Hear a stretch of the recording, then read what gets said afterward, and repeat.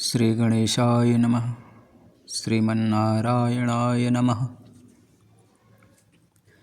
कार्तिक मास में कृष्ण पक्ष में जो एकादशी आती वह रमा और प्रबोधिनी एकादशी के नाम से जानी जाती है। श्री युधिष्ठिर ने पूछा, जनार्दन, मुझ पर आपका स्नेह है, अतः कृपा करके बताइए, कार्तिक के कृष्ण पक्ष में कौन सी एकादशी होती है? भगवान श्री कृष्ण बोले, राजन, कार्तिकी के कृष्ण पक्ष में जो परम कल्याणमयी एकादशी होती है वह रमा के नाम से विख्यात है। रमा परम उत्तम है और बड़े बड़े पापों को हरने वाले है। पूर्व काल में मुचुकुंद नाम से विख्यात एक राजा हो चुके हैं, जो भगवान श्री विष्णु के भक्त और सत्य प्रतिज्ञ थे। निष्कंटक राज्य का शासन करते हुए उस राजा के यहाँ नदियों में श्रेष्ठ चंद्रभागा कन्या के रूप में उत्पन्न हुई। राजा ने चंद्रसेन कुमार शोभन के साथ उसका विवाह कर दिया। एक समय की बात है, शोभन अपने ससुर के घर आए। उनके यहाँ दशमी का दिन आने पर समूचे नगर में ढिंढोरा पिटवाया जाता था कि एकादशी के दिन कोई भी भोजन न करे। कोई भी भोजन न करे, यह डंके की घोषणा सुनकर शोभन ने अपनी प्यारी पत्नी चंद्रभागा से कहा, प्रिय, अब मुझे इस समय क्या करना चाहिए, इसकी शिक्षा दो। चंद्रभागा बोली, प्रभु, मेरे पिता के घर पर तो एकादशी को कोई भी भोजन नहीं कर सकता। हाथी, घोड़े, हाथियों के बच्चे तथा अन्यान्य पशु भी अन्न, घास तथा जल तक का आहार नहीं कर पाते, फिर मनुष्य एकादशी के दिन कैसे भोजन कर सकते हैं? प्राणनाथ, यदि आप भोजन करेंगे तो आपकी बड़ी निंदा होगी।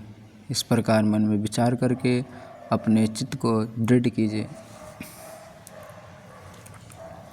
शोभन ने कहा, प्रिय, तुम्हारा कहना सत्य है। मैं भी आज उपवास करूँगा।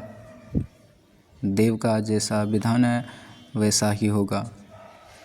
भगवान श्री कृष्ण कहते हैं, इस प्रकार दृढ़ निश्चय करके शोभन ने व्रत के नियम का पालन किया। क्षुधा से उनके शरीर में पीड़ा होने लगी, अतः वे बहुत दुखी हुए। भूख की चिंता में पड़े पड़े सूर्यास्त हो गया। रात्रि आई।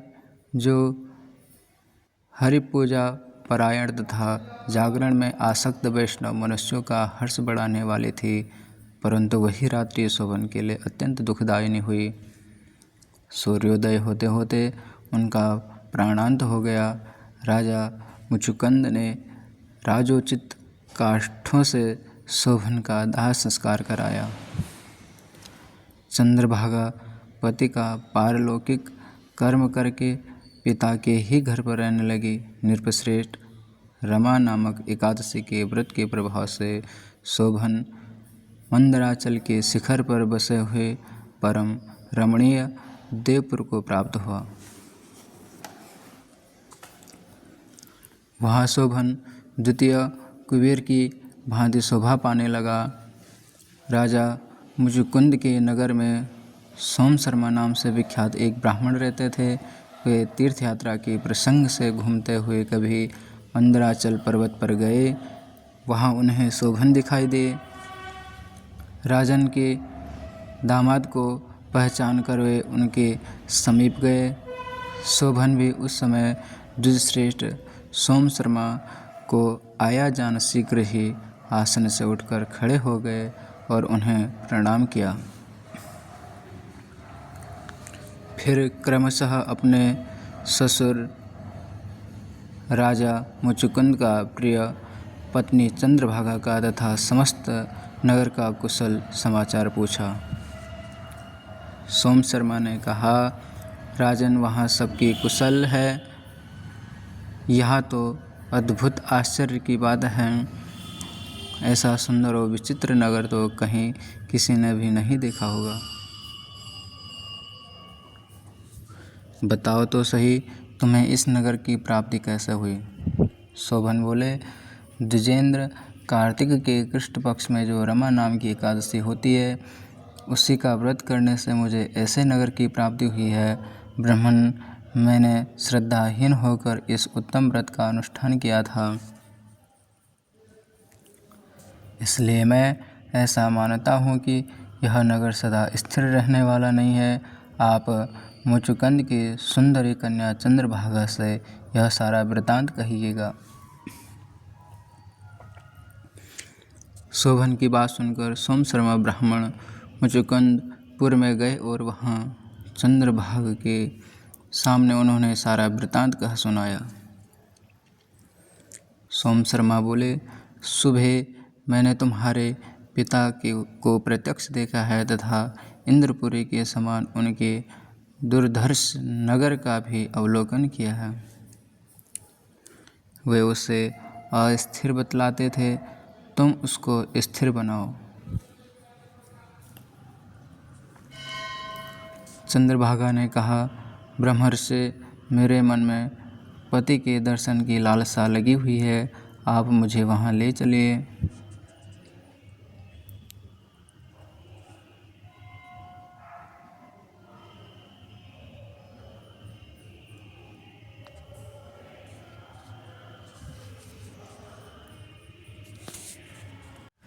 मैं अपने व्रत के पुण्य से उस नगर को स्थिर बनाऊंगी। भगवान श्री कृष्ण कहते हैं, राजन, चंद्रभागा की बात सुनकर सोम शर्मा उसे साथ ले मंदराचल पर्वत के निकट वामदेव मुनि के आश्रम पर गए। वहाँ ऋषि के मंत्र की शक्ति तथा एकादशी सेवन के प्रभाव से चंद्रभागा का शरीर दिव्य हो गया तथा उसने दिव्य गति प्राप्त कर ली। इसके बाद वह पति के समीप गई। उस समय उसके नेत्र हर्षोल्लास से खिल रहे थे। अपनी प्रिय पत्नी को आई देख शोभन को बड़ी प्रसन्नता हुई। उन्होंने उसे बुलाकर अपने वाम भाग में सिंहासन पर बिठाया।